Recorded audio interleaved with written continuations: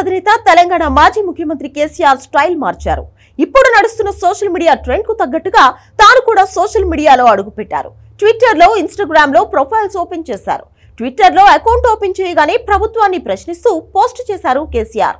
తెలంగాణలో వింత ఘటనలు జరుగుతున్నాయని, మహబూబ్ నగర్ ఎంపీ అభ్యర్థి మన్నే శ్రీనివాస్ ఇంట్లో తాను భోజనం చేస్తున్నప్పుడు 2 సార్లు కరెంటు పోయిందని పోస్ట్ చేశారు. కాంగ్రెస్ పార్టీ వైఫల్యానికి ఇంతకంటే నిదర్శనం లేదంటూ పోస్ట్ పెట్టారు. అటు ఇన్స్టాగ్రామ్ లో కూడా ప్రొఫైల్ ఓపెన్ చేశారు కేసీఆర్. తన ఫోటోను పోస్ట్ చేశారు. గత 10 ఏళ్లలో ఎప్పుడూ కేసీఆర్ సోషల్ మీడియాను పెద్దగా వాడలేదు.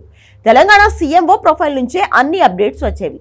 కానీ ఇప్పుడు ప్రతిపక్షంలోకి వచ్చిన వెంటనే ప్రజలకు నేరుగా రీచ్ అయ్యేందుకు ట్రెండ్ కు తగ్గట్టుగా కేసీఆర్ సోషల్ మీడియాలో అడుగు పెట్టడం ఇంట్రెస్టింగ్ గా మారింది.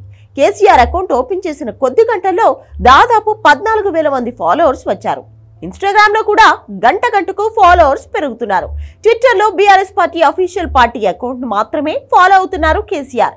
ఇక బీఆర్ఎస్ పార్టీ ఆవిర్భావ దినోత్సవం సందర్భంగా ఉద్యమ కాలం నాటి ఫోటోను పోస్ట్ చేసి బీఆర్ఎస్ కార్యకర్తలకు, పార్టీ నాయకులకు శుభాకాంక్షలు తెలిపారు.